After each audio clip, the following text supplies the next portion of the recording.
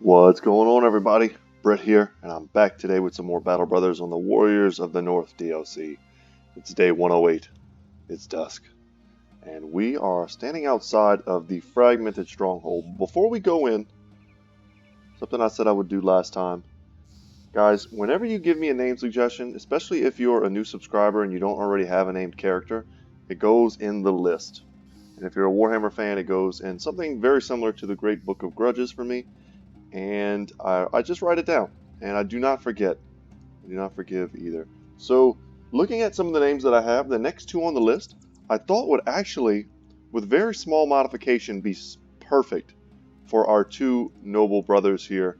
And I am referring to them as brothers and childhood friends of Sir Lancel. That's kind of my headcanon here. And we're going to change their name. So, a lot of you pointed out the option for Sir Magnus, who is about to be changed to I love this one. Sir Quick Hans the Quick. Sir Quick Hans the Quick. And what I was going to say was a lot of you pointed out the viability of using him as a potential second throwing master brother. Very similar to Skibo in build. We might change it up a little bit. Maybe there's something better that we can do. But he's going to have really sturdy frontline stats. And we also have the option with these double stars and range skill to make him a very good and solid throwing master brother. So, love the name. I didn't write down who suggested it, but I do like it. And I hope you appreciate your new character. The next character, Sir Valdemar. He is going to be, make sure I get this right. I make no guarantees for my spelling sometimes. Sir Mudun the Logical. And if you think about it, it's pretty damn logical to be afraid of greenskin. So thank you for that name suggestion. Another one that I really like, and I think I said in the comment section that I would pronounce this as Mudun. Kind of similar to Lord of the Rings when he says, anytime they name like a dwarven hold or something, that's kind of that intonation that they used to do that with. But anyway, okay. So we have a general plan for these two guys. Sir Quick Hans the Quick and Sir Mudun the Logical. We'll start rotating them in and out to get them levels and to keep their morale high, if at all possible. But at the moment, we still have a lot of brothers who haven't even reached level 11 yet. Let's get our core squad leveled, and then we'll see, what we can start doing to allow these brothers to fill the gaps. I'm not 100% sure how I want to build him yet, although with 2 stars in melee defense and 1 in melee skill, he's definitely leaning towards a very solid tank. And not just a tank in the way that a lot of our other brothers are tanks, but a tank in the way that we use him to taunt and to shield wall and just kind of stand and hold forever against certain enemies, with just enough melee skill perhaps to do some serious damage. Could keep him as an axe using brother, get him some sort of fighting axe, and that way against some of the hardier enemies, Lindworm, Scrat, Unhold, he'll still have quite the bite whenever he goes to attack. So those are my ideas. The next name on the list, just so we're all on the same page, is going to be Behemoth the Black, which I think is a pretty sick name. And I think that's a character name that we can save a bit. We don't want to name some podunk caravan hand Behemoth the Black, unless he comes with like the sickest stats and his traits are unbelievable. But I think that's a sweet name for a knight, potentially a hedge knight, or a sellsword, or hopefully our next barbarian brother. So without any further ado, guys, let's jump into the Fragmented stronghold. Let's get there before night, and we did not. But that is okay, because I feel like whatever fights we get into, we should have the advantage at this point. There's only 12 enemies, and they're raiders. And we're going to miss a lot of shots. That's pretty much a guarantee, because we did choose to engage this at night. Oh man, Zach, what did you say in the comment section? I was going through and reading a lot of the comments just to refresh myself during my vacation and kind of where we were at. What did you used to call it? You said you had like a role-playing thing you used to do where you would do like an attack falcon? Oh, I can't remember what it is, but it was hilarious whenever you said it. Okay. Flanking Falcon, that's what it was, the Flanking Falcon. So, whenever we use this now, I might yell Flanking Falcon. So I'm looking at this, and I'm kind of happy we attacked at night. We don't need, our ranged advantage to win this type of fight. But if they want to kill any of our brothers, they want these two marksmen to have an attack.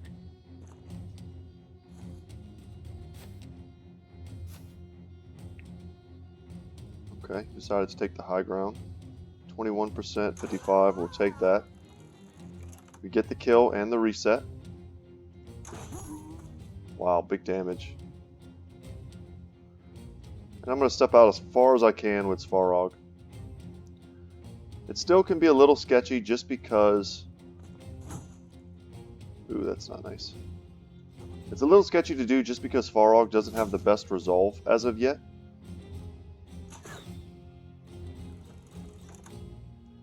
And by that I mean that he can still be broken.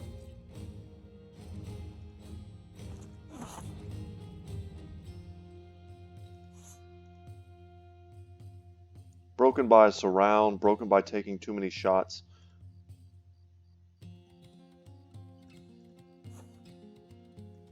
He's not using shield wall. We can adrenaline to get another attack off. Yeah, I would expect them to see us coming and to try and escape. And that's going to really limit how they can shoot. And even now, they're not really in range to shoot our squishiest targets. They're going to have to shoot at guys who have really powerful shields at this point. We're already using 3 unique shields, which is crazy. Alright, 3 stacks of bleed. This guy is probably dead. We want to try and get the kill if we can. Otherwise, we just won't get the experience. That's one of those things that I have a lot of faith in Overhype. They actually look at stuff like that and they change it down the road. I think if they look at that hard enough, they'll decide to change it. Ooh, that sucked. Okay, they're doing a decent job of kind of moving around us. Wow, he didn't quite die.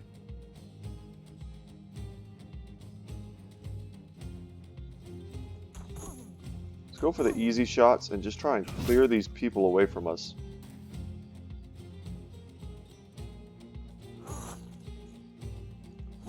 Take that 52, get the reset. Unfortunately, our crossbow isn't loaded, or else we'd be able to shoot it still. Definitely want to attack the guy who's 2 spaces away. That's always going to be, unless you're a Polearm Master, which I don't remember if Ragnar is. He actually might be. But then, in that case, that was a little bit of a mistake. If he's a Polearm Master, which I think he is, I don't think there's any malice for attacking people right next to you.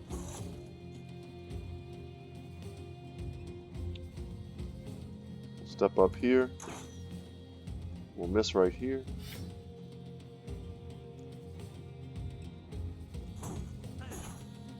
Wow, still hanging on. Let's jump in here.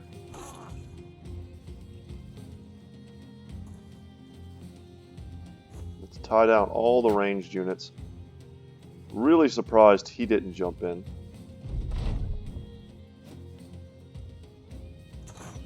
Yeah, still had one in the tank, but he's not able to stab with that dagger after the fact. We don't like that this Brigand Raider has high ground on us. Ow. Time to do some long axing. Hope to get a little lucky. We could drop a dog. Would not be the worst idea. Ragnar's feeling a bit vulnerable. And now we've got 3 guys running. Shield wall is going to protect him. I don't see any need to do anything else. He has no possibility of stunning us or anything like that.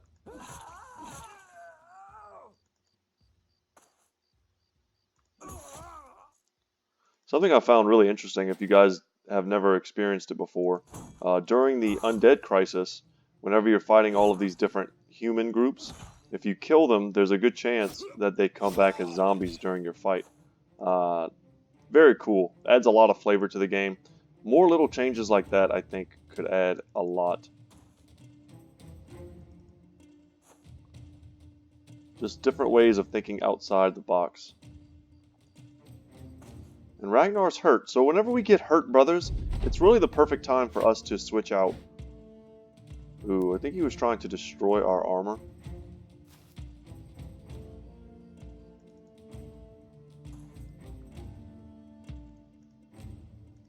Get up here, get that high ground, go for the 70%, and we nail it. He's still using shield wall, but we have a 67% chance, no go.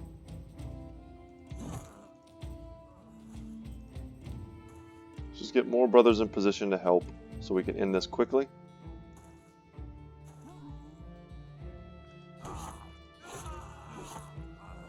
Alright, now that that's done, would not be surprised to see him routing once we... Yes, okay. I was about to say, once we get a bit more of us around, he'll probably just rout. And rout he does. So guys, if you're curious, I'm on my last day of my vacation. It's kind of earlier in the morning. And my buddy and I have been having a ton of fun. We just went to see Godzilla last night. You know, I'm not trying to be a movie critic on my YouTube channel, but not the best movie, but really, really fun to watch. Which at the end of the day is kind of what you go to the movies for. I grew up watching all the old Godzilla movies, and just seeing it kind of refreshed in the way they have has been really enjoyable. I haven't seen Kong yet, and my friend was telling me I hadn't realized up until that point that Kong was tied into like the same like new canon world that they've been building. I thought they did it as like a separate entity, but no, apparently not. So there's things that I haven't seen yet. Once again, I don't know how good Kong is as a movie, but it's got to be fun, right? I mean, it's King Kong, I think Samuel L. Jackson, so at the end of the day, it can only be so bad. So we did that last night. What else did we do that you guys might find interesting? Nerd-related fun stuff. We played that Samurai Jack game I think I talked about a few times. Alright, I no longer have ambush trade routes, and to be honest, it wasn't that much fun. I was sad to find that out. Maybe with a few more people it would have been more fun. But with just us, we were just kind of like running through the turns. The prices here are great, by the way, and we will sell things. We were just kind of running through the turns.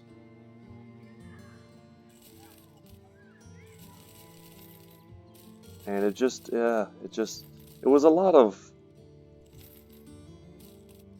rules. Honestly, it was a lot of rules for how uncomplicated it felt like it should have been. Get rid of that. And that. I think that's enough. I think that's all we can sell for now. We should definitely buy this ammunition. We can diversify our food a little bit with some cured venison. So basically, I mean, at this point, I would not recommend buying the game. I got it on clearance myself at GameStop. So, you know, I didn't really lose much. But I would purchase it again. I even just love the little figures in it. If you've ever watched Samurai Jack, having the little figurines of the characters is really cool. So that is going to go on my nerd shelves. 100%. You know what, we can sell this too. We don't need that. And we can sell this too. And we're going to equip these 2 war dogs. I think I forgot to do that. Let's go and check the rumor mill.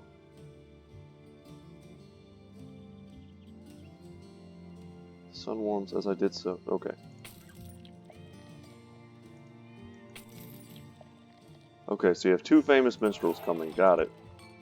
We'll spend a little bit of our crowns just on getting our brothers in high morale. That makes us much more likely to hit in battle. Let's see what this quest is. 250. I'll need some time to think about this. Because we could relocate. But we don't really need to. Not that way.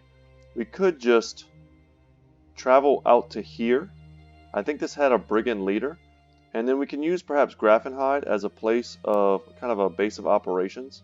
I'm still hoping that this ruins gets fixed into a taxidermist, because as it stands,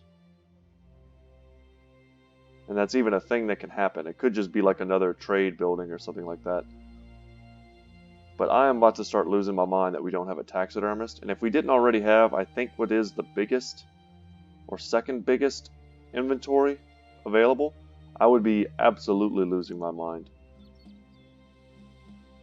So let's head over to Retreat of the Harvester. Should be an undead fight. It says there's a necromancer there. Very tempting to start attacking these caravans, since at the end of the day, I think at the end of our greenskin invasion, they're going to go back to neutral towards us anyway. So it's very tempting to get some raiding done while we're here. Because at the end of the day, they're still hostile towards us. They really haven't moved that much if we check. This little tiny bit. If we didn't get that event before, we would have had a hard time getting this northern house to like us at all. So Ragnar is mostly healed. I think that's good enough. A level on Zach. Zach has to take points in resolve. And getting him one in range skill and then probably one in fatigue, I think is fine. Initiative, resolve he's going to have to take every time because he is a bannerman. Fatigue is important, and initiative is important because he has dodge and nimble. And HP is important as well, but he's kind of too late for that. Would have been great to get him up to 90. And his range skill is just a bit low at 83. Could stand to get him into that 90 range.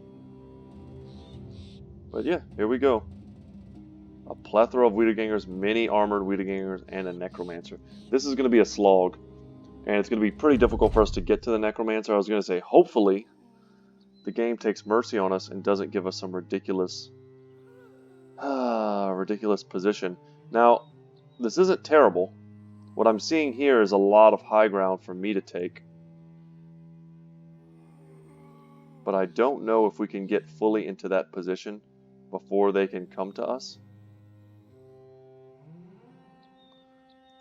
And I want to move as far down as possible to make room.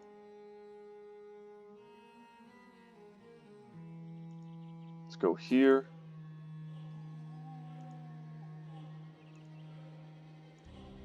Man, he's in such a bad spot.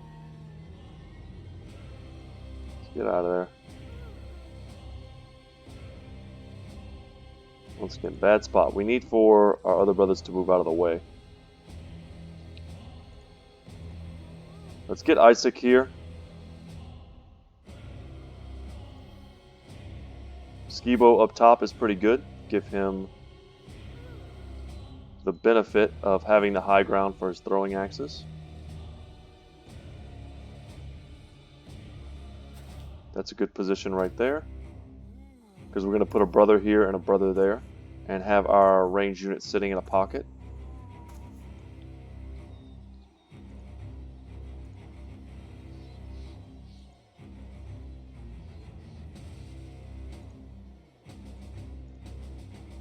Even here is not bad, because it's essentially high ground if someone ends up standing right below us.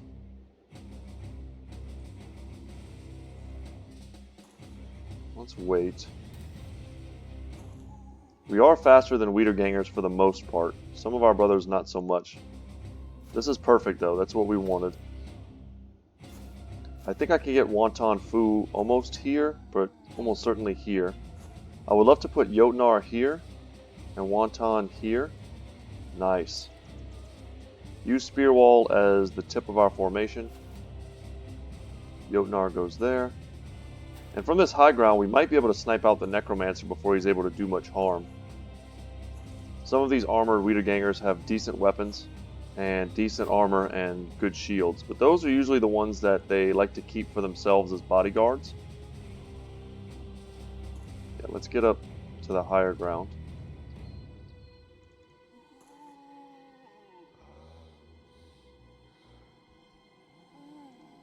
We'll pass. Yeah, we just want these fights to be as unfair as possible.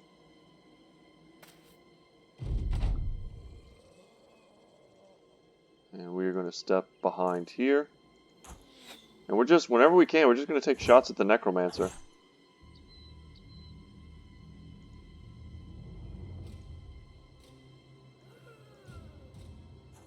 Get in there.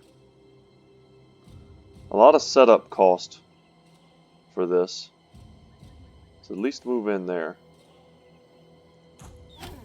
91.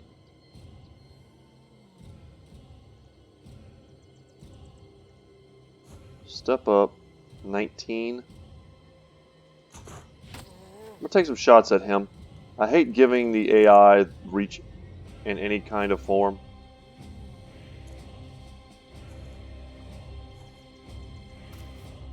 We're using Wonton as kind of the tip of our spear with the hopes that we would have been able to use Spear Mastery beforehand. Or, well, make advantage of our Spear Mastery by using Spear Wall. And even if one guy was on top of us, we have the ability to prevent the other two from jumping in, but unfortunately he's very slow. Well, now it's time to start getting hits. If we wouldn't have hit his armor on the first shot, we'd have tried a decapitation. And if we could have knocked that head off. We definitely want to step down into here. We cannot have someone as powerful as Isaac not in the fight. This position is not a good one for a melee bro because nothing... Ooh, they left him somewhat unprotected. Let's get him back. Because no melee bro can stand here and hit 2 tiles down. It's hard to tell, but it's a really elevated position. We want to make sure at this point we have good positioning. We just need to make sure that we're not taking kills away from brothers who have nothing else to do if we take their kills. If that makes any sense. Let's shield wall here. Get off and attack. So let's say we have multiple brothers who can kill the same target, but we have some of those brothers can kill many other targets, whereas only Sir Lancel can only attack this one target here. We don't want to use those brothers to kill that one target because then that whole turn Sir Lancel sits there with nothing to do. So that's what we're trying to avoid. And in fights like this, that becomes one of the finer skills that you need to develop. Let's go for the round swing. Yeah, we'll go for the round swing here. We want to kill these two because they have weapons, as opposed to doing a straight line shot with the split and potentially killing him. He's not very dangerous at all.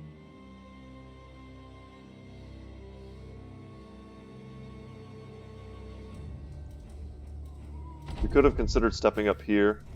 Oh, that's pretty bad. But if it had to happen to anyone, you know, happening to Isaac is definitely not the worst.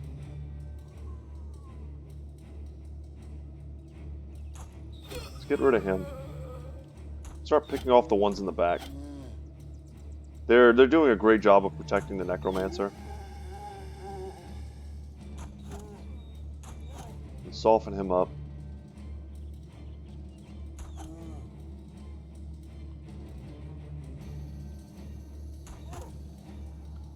Just make a bunch of squishy targets for us to get the kills on with our melee. We want someone to step up here, that way we can get a nice round swing with Svarog. And I'm sure they will. Yeah, they're going to give us that opportunity. Knock him back. Reload. Gotta love impalers. We made that distance, so when he steps in again, we'll shoot him again.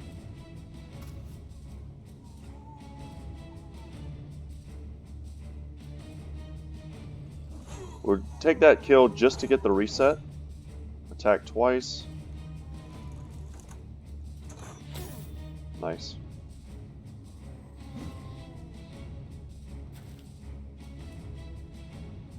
Alright, can we... Nice. Just had to get a kill. I was looking around for who would be the easiest kill. Let's go for that round swing. Let's get the big kill. That way we can now use a line shot. Nice. Multiple decapitations. Get the kill on the possessed target.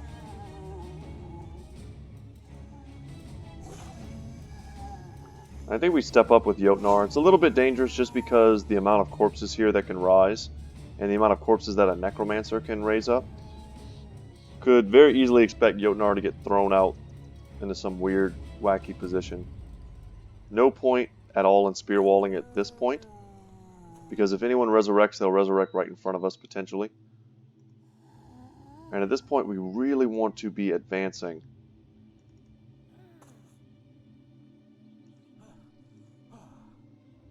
Trying to close some of this distance with the Necromancer. He's not that happy right now. He is wavering, it looks like. Yes.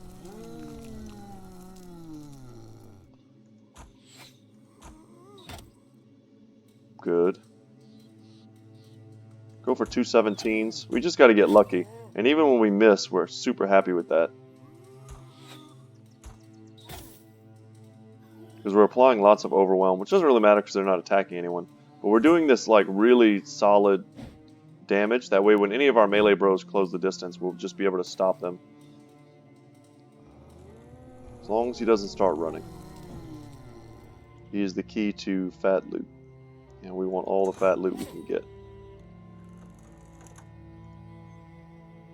I think it's safe to step up here.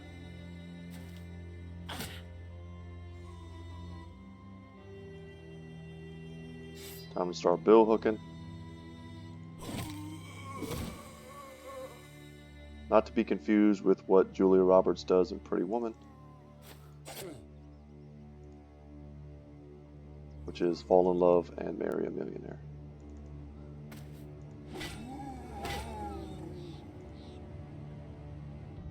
Yeah, long, grindy fight. But not an unfun one. I mean, we were able to take advantage of our terrain. There is strategy at work here.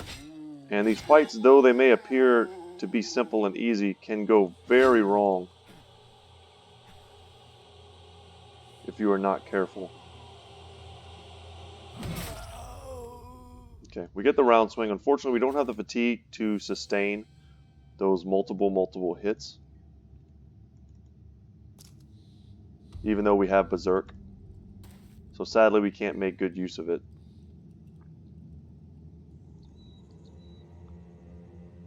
Let's step up here. No, can't move. Just got to get lucky a few more times on the Necromancer. And I think this time we're going to really focus on hitting him.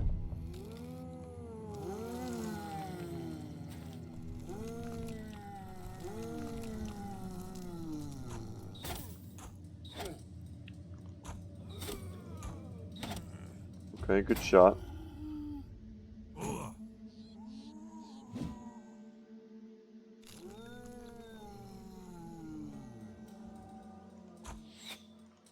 on, we need a big shot. There we go.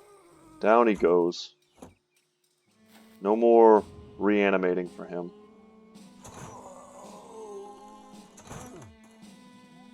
I'll take that. Okay, they get a little shank action.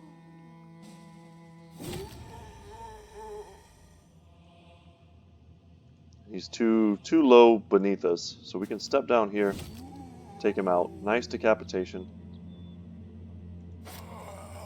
And in the world of Battle Brothers, it's pretty much the only place you can say that sentence. And they won't put you in a home or something.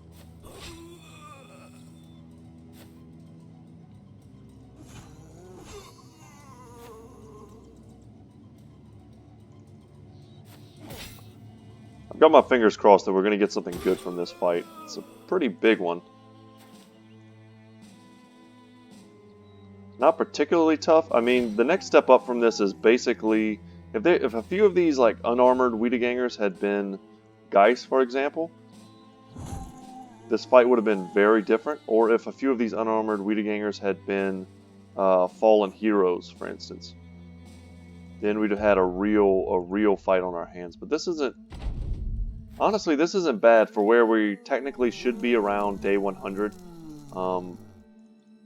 This should provide us with a decent challenge. It's just we've got a lot of good loot and a lot of really solid brothers.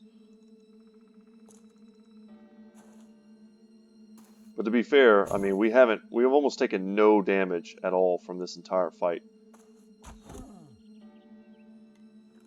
And we could have played this in a way that we wouldn't have taken any damage almost at all.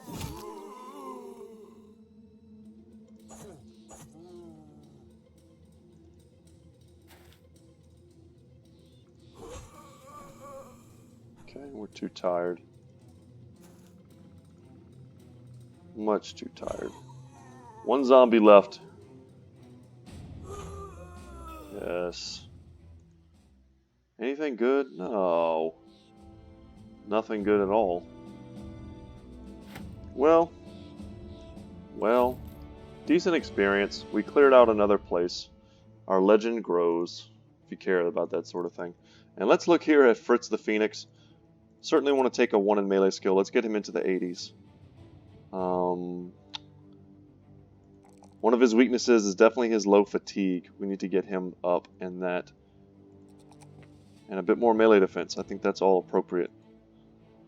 Alright, let's keep heading over here to Jagged Blade's garrison. Perfect. Okay, you feel good today, ready to lead the Jarls of Jorvik through any challenge to come. You gather the men around, kicking Ozzy to his feet and telling Wonton Fu the Faithful to finish scraping away the hairs on his neck later. When their muttering has subsided, you start to address them. What do you tell the men of the company that we will do? Okay, the Greenskin invasion. The best way to prove that we're the strongest company around is to defeat another mercenary company in battle. That's pretty easy. Gather 50,000. No, that's not going to happen. Let's just be part of the Greenskin invasion. That'll finish whether or not we... Yeah, we're currently winning. And we haven't really even done anything, which is sad. We've destroyed some marauding groups, things like that. But there are quests here that we can do, break sieges and things like that.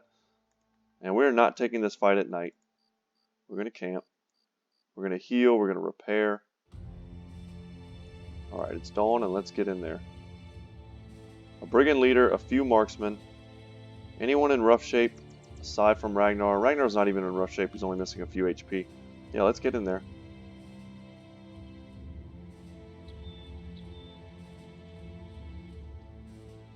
I wish you could fight inside of forts, like as maps. Oh, he's got a hammer. Don't you dare. Don't you dare hit me with these crossbows. You scrubs. He's got a hammer, though. We want that. We want that. We also want to make sure that no one with a crossbow lives. They are highest priority, as well as anyone with a big axe.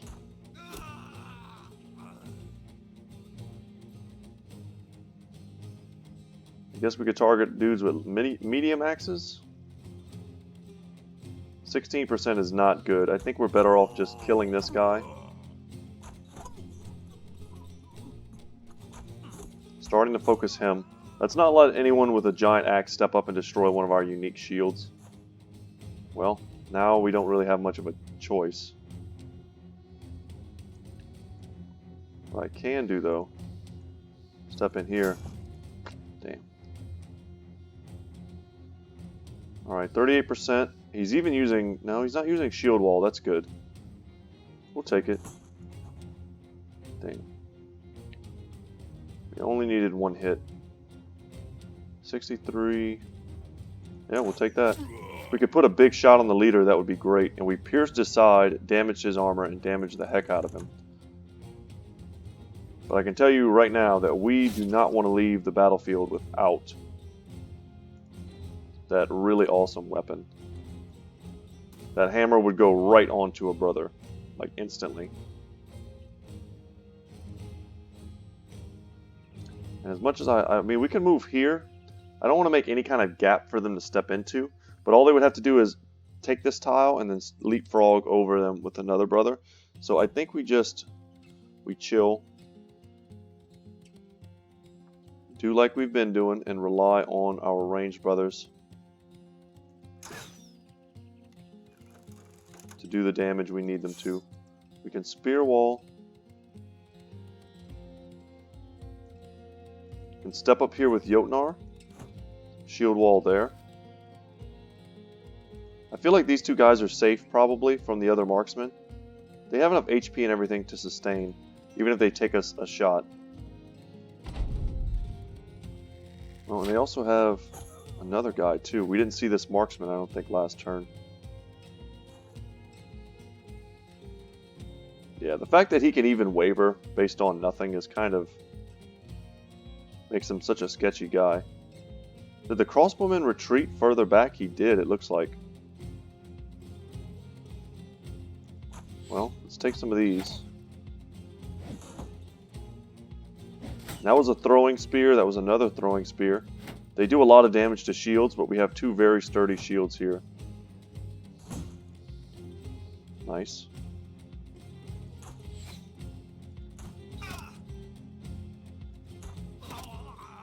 I'll take it. 28 because of that shield wall. Another injury. That's huge. And we can go for a swing here. It's going to lower our chance to hit. But we only need to get lucky once, and that's indomitable. Let's tie him down. And indomitable as well. Good hit.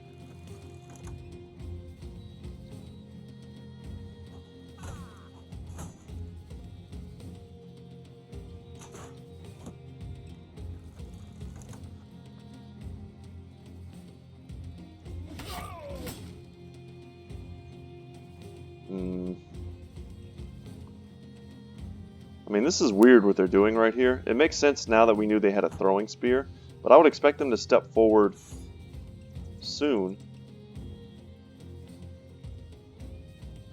We can go here and lock this guy down. I don't think we need to use adrenaline. We could, and we'd go first. Ow, javelins. Well, they exposed one of the most dangerous guys on the battlefield to us. I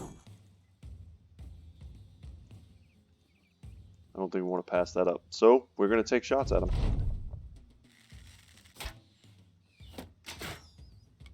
Good. I would expect these two to miss.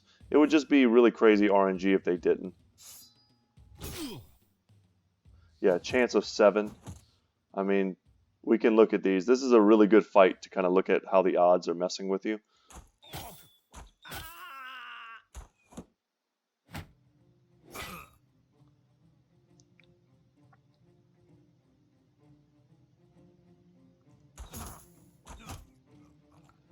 Very, very good.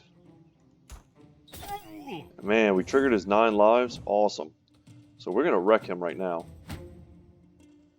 Isaac should be able to hit one of his attacks. And that is all we need. A big impaler shot is going to force him backwards.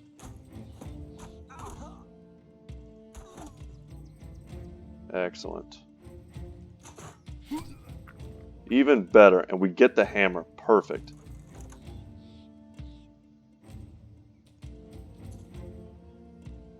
We have no good shot. We could step forward trying to get into range of those dudes, but they'll probably be able to run before we get a chance to kill them. I'm not that bothered by it.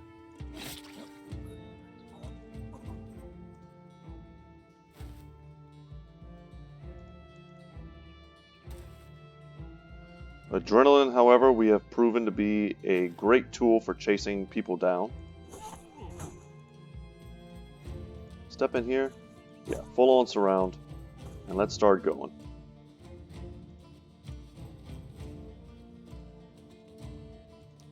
Let's move in here. Use adrenaline. Just make sure we can do something next turn.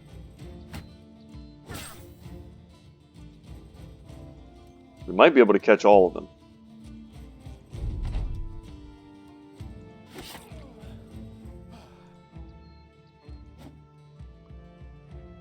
If he runs, yeah, that doesn't surprise me at all. Wow, good move. See if it pays off.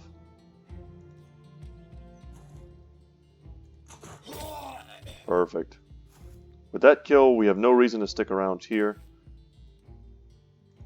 And we can charge forward. We could use our flanking falcon to get a good kind of eagle eye, falcon eye on the fleeing crossbowman if we want to chase him. I think I also forgot to re-equip the war dogs again. Damn, we're not going to be able to catch him, I don't think.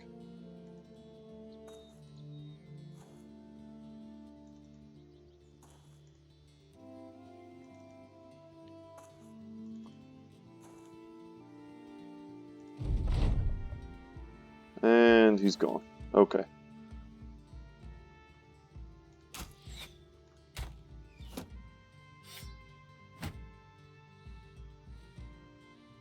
And it's gone.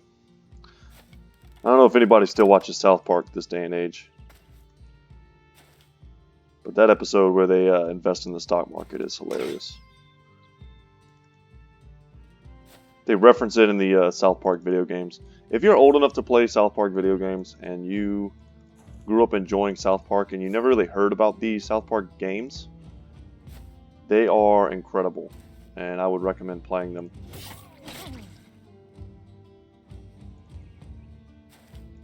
There's 2 of them. The first one centers around them as like an RPG. Like a classic, almost D&D style type of thing. And then the second one is kind of like very similar, but with like superheroes from that world. That gives you some idea.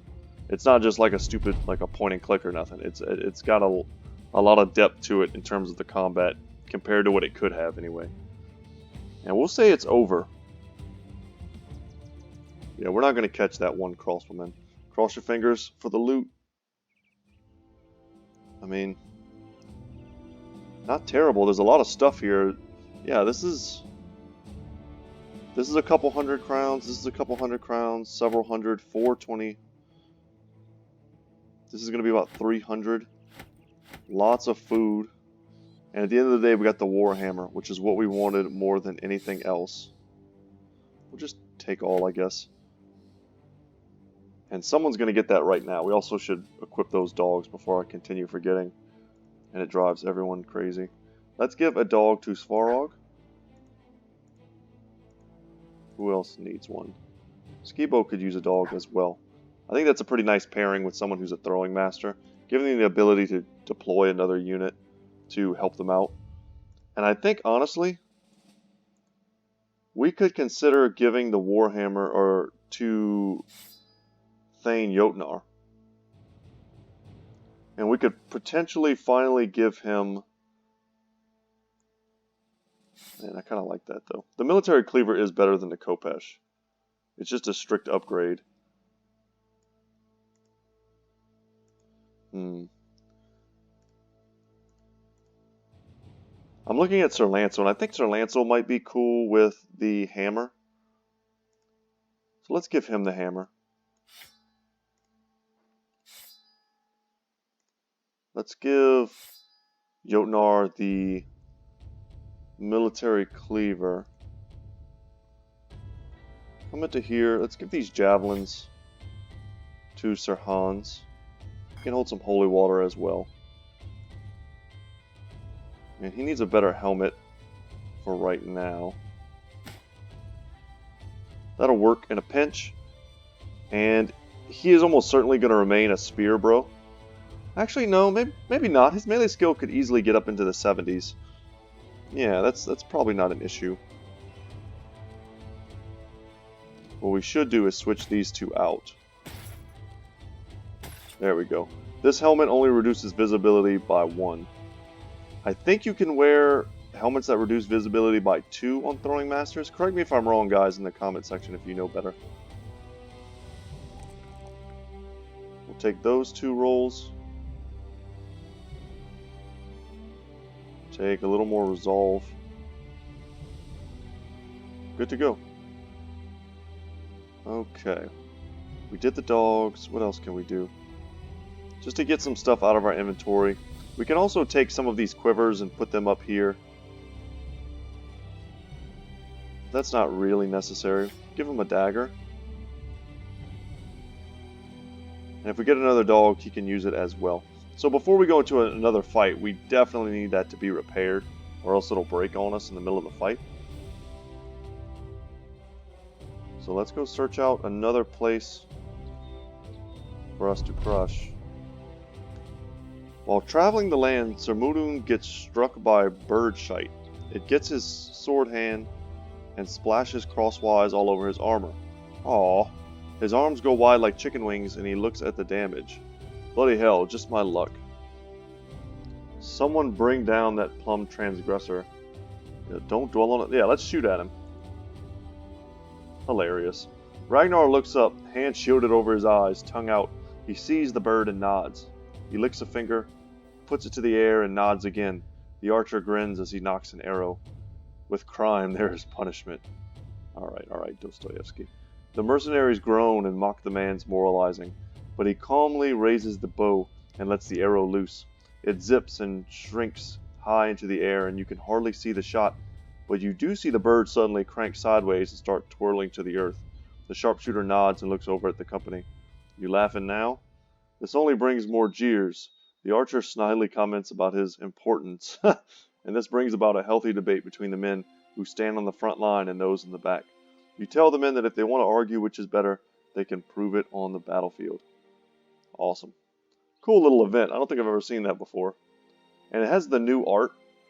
If you notice, that art is from I think it's like the poaching background.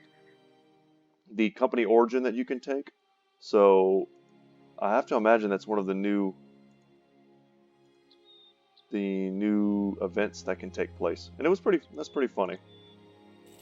Highly recommend if you're playing along to read stuff like that. Don't ignore it. Battle Brother is a world of mostly silence, and you have to kind of, fill some of that empty space with your own headcanon and with enjoyable reading. So I had wanted to head back out to here to see if maybe we could take another lucky warlord fight in today's video.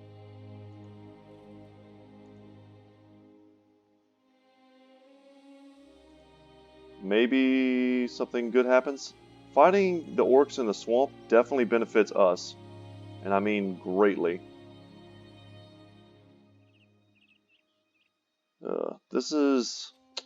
If we just had better frontline armor, we could probably take that fight. This is a camp. A few orc young and orc berserker, a few orc warriors. This is the type of fight we can certainly take. Hopefully, the only thing that could go wrong here is that we start on some low ground against high ground orcs. Otherwise, I think we're fine. Do like we always do, focus the berserker. No one with that type of weapon can ever be allowed to get near us.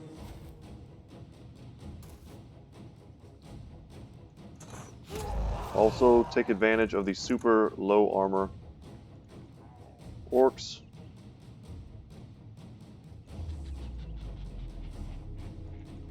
We'll jump out here, here. And make them, send some resources to trying to deal with our lone wolf brothers. This weapon is probably nearly busted. Let's see what its condition is. No, 86%. We were able to fix it mostly. Okay, not bad. We'll move up here. I think we can pass. We're not in any danger of being charged this turn. It's next turn that we need to start thinking about how they're going to stun us.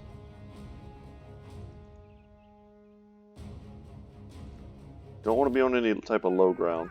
Jotnar is pretty slow.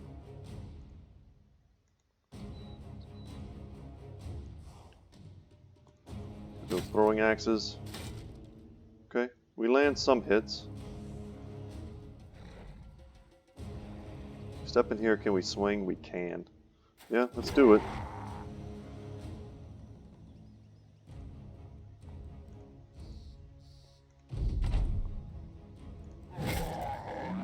This is my high ground now, and I claim it with Indomitable. If they want to fight, they're going to have to do it on my terms. Perfect. Yep, and with no more young left, we're just fighting what will soon be some very overwhelmed orcs. Would be surprised if he peels off to try and get us. And him wavering already is a great sign. And that hammer is just a brutal orc killer that I'm happy to have. Okay.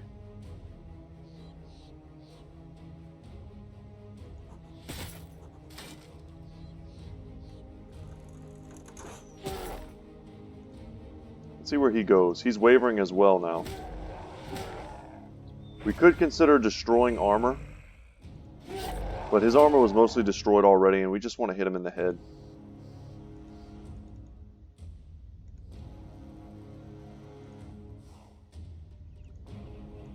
If we're going to lock him down, we want to do it from this position. Perfect. Perfect.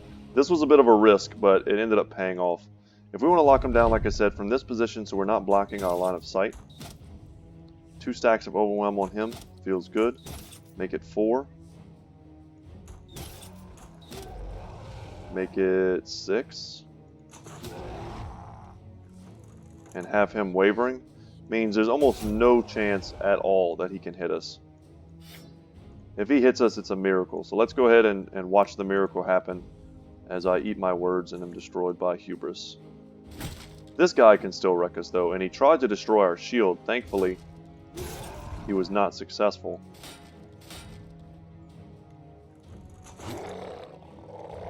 Beautiful. Not the one we were going for, but I'll take it. And the Warhammer kind of destroys armor whether you want it to or not, and wowee. I didn't mean to say wowee, but I did say that. But yeah, whether you want it to or not, the Warhammer destroys armor. But it has an attack that more heavily focuses on that. I generally don't use it unless it's on something like that has really full armor and full health. And we pick up another one of these. Wow. Well, that's a good... We can't complain about that. That's another beautiful, unique shield for us to put on... Man, this is great. We can make them like match. Guys, I'm all about accessorizing. And let's give Fritz the Phoenix our shield that bears the mark of our company. And you know what I'm going to do, Sir Lancel? You are now a Hammer Master. So what comes with this is Master Hammers and fighting against heavily armored opponents. Skills build up 25% less fatigue. Destroy armor and demolish armor, inflict 33% more damage against armor. Shatter gains a 5% chance to hit. Cool. It also affects pole hammers too, which I don't think I've ever noticed before.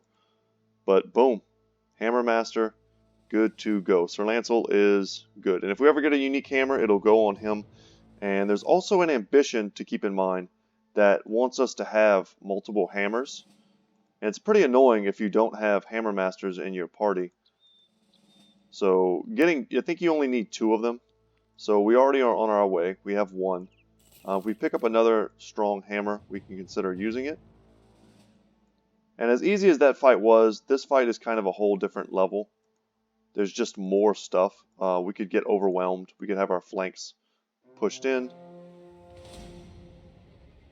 Ooh. That's another champion fight. Guys, we're almost at the end of today's episode, and I want to take this fight pretty badly. So I think what I'm going to do is, don't hate me, I'm going to save the game, as I do. Because this is one of those moments where I was like, I could just end today's episode right now, and we would have a nice full episode, and then we could start the next episode with this fight, and it would be kind of a cool build-up. But I feel like we didn't do enough exciting things in today's episode. We had fun, but nothing like tremendous happened. So let's get it done. Let's take out one more champion, another Goblin champion. It looks like he is a skirmisher. I always get the skirmisher and the ambushers confused because that's kind of the same connotation to me. But I think it's the skirmisher, the guys in the front lines, and we are going to kill him. See what he gives us. And I just realized we didn't really look at the stat differences between these shields, and we can take a second to do that. So Sir Lancel's shield is Sir Kettleman's Barricade, a large and thick wooden shield of foreign style. It offers great protection despite its peculiar form. So they have the same durability, same range defense. Look at the roll on this though for range defense. 34 versus 25. It's almost not even in the same league, but it does have slightly less fatigue. But I would trade 3 fatigue for 9 range defense any day. That's enormous. And he doesn't need it. Sir Lancel doesn't need it. He's already sitting at really powerful 45 range defense already. His defensive stats are so much better than Jotnar's, but Jotnar does have the better armor. So without any further ado, let's go ahead. Did I save the game? I think I did. We definitely want to rest. We need all the range advantage we can get. Fighting the goblins at night, however, is not a bad idea, simply because they love their range as well, and taking it from them makes pretty much half their strategy worthless. So Ratox the Stabber. So unlike the ambushers, the skirmishers will fight us. And there he is, right up front. He's got nimble, which is different. The rest of them don't seem to have that. Who took that hit? Was it Skibo? I think it was Skibo took a little hit to the armor. Well, we're going to see what we can do here.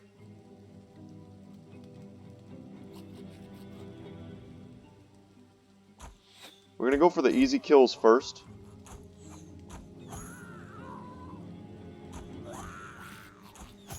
And kind of brute force our way through the front line.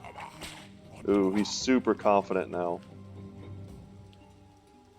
So if we can push Isaac up through here, we'll basically scare the ever-living crap out of them and make it hard for them to fight us. But in order for us to get the most effect in the front lines here, we just need to whittle down their numbers. That way when we step up like this... Ugh. Well, these misses have been really brutal. We can come in here and lock them down.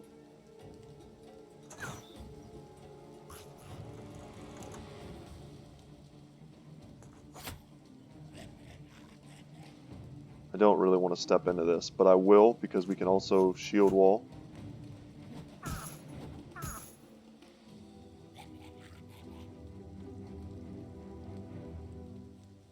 I think we could step here. It's behind a tree. We can indomitable here as well. Step up one. It's not great. I'd anticipate some of us getting poisoned. Yeah, that's a unique goblin weapon. Even with the shield wall, he was able to hit us. We might want to consider perhaps using indomitable instead. And the nets go down. Yeah, missing 2 swings with Svarog was really terrible. And Sir Lancel is getting wrecked because now he's in a net. Yeah, our entire front line is netted. Yeah, if I could do this fight over again, I would not move out.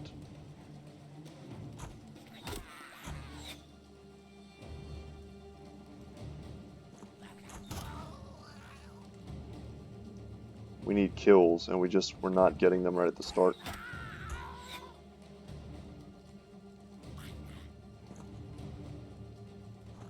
Let's free him. Let's free ourselves.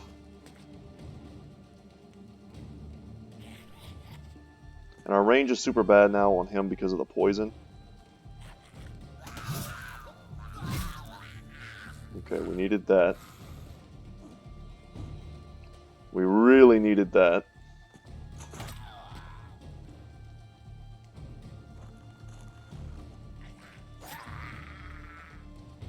Let's free Jotnar. And we have to free ourselves as well. We did not succeed. Step up here. Step up here. I think we use adrenaline. Let's try and go ahead of this skirmisher.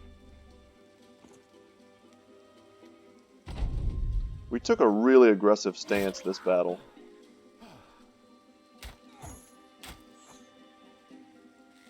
And we could have played a lot more passive. Yeah, footwork being used, not surprising. At least he wasn't able to attack Fritz on the backswing. Fritz is hurt, but he's not in danger yet. And him missing with the Impaler was huge. If he had hit us with that, this could turn into a whole new fight. We've almost got their best man down.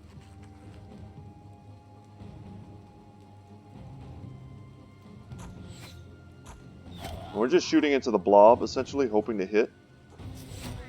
Nice, and he goes down, and we're going to get whatever the heck weapon that is. And good kills from Skibo. That's what we needed. Perfect. Wow, what a sweet setup that was. We knocked him straight into the loving arms of Isaac. Let's get the kill. Perfect. Now these cowards will run. Hopefully. Want to lock him down. And by that I mean we want to kill him. obviously. Alright, this was looking a little iffy for a second, but I think our overwhelming strength came through. Had we not missed so many shots in the beginning, I think this would have been even more one-sided. But once they start fleeing like this, I don't think they can use footwork while they're fleeing. So I think they're just dead, and we will certainly run them down.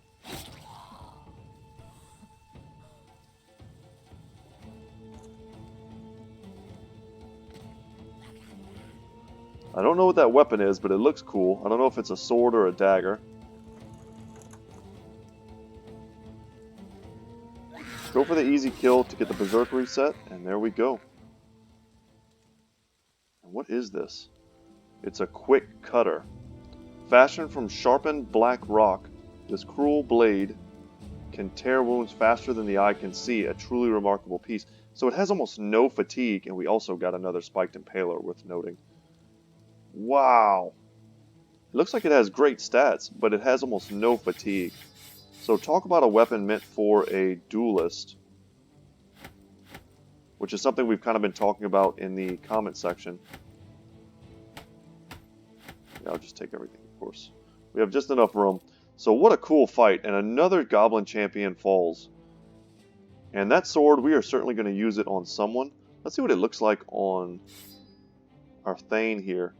It's pretty sweet. Not gonna lie, that's a pretty sweet sword. You know what, let's go ahead and make him a sword master. This was probably not the best sword we're ever going to get, right? It has slash and riposte. Does this slash art look different to anyone else? It does to me. It has a plus 10% chance to hit, which maybe he doesn't need. Let's consider for a second. Slash is a very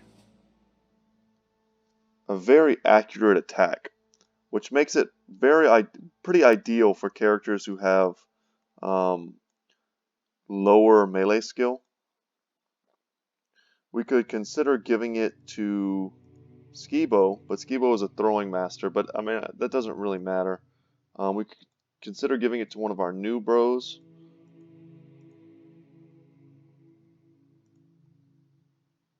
But I think we're actually going to give it to Skibo. That'll be his weapon. And with slash attack, he'll have a much better chance to hit. And also his fatigue, it was a bit of a liability before. And now, not so much. There might be a better brother to put that on in the future. I'm looking around at the fatigue of some of our brothers. So Fritz, for instance, has low fatigue, but he is a cleaver master, so we need to get him a cleaver. But I think that's a very solid upgrade for Skibo. So congratulations, Skibo. You're very active in the comment section, and I appreciate you, man. So here you go, the quick cutter. Sweet weapon. And yeah, so still looking for that forever weapon for our Thane. But what a good battle.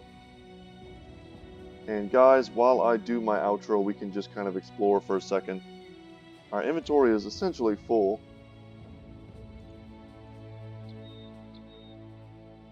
Maybe just kind of find the place where we want to start with a battle next turn. That'll work. That'll work. Alright, y'all, so we've had a fun episode today. Thank you so much for watching. This time tomorrow, I should be home. I should be home, relaxing with my kids. And, yeah, so life will get a lot less hectic. I'll have time to make even more videos and all the other different series that I've got going instead of just on Battle Brothers. For those of you who like some of the other games that I play, I appreciate that. And I hope you stick around and consider watching them. So guys, thank you so much for watching. And as always, I will see you in the next one. Take care.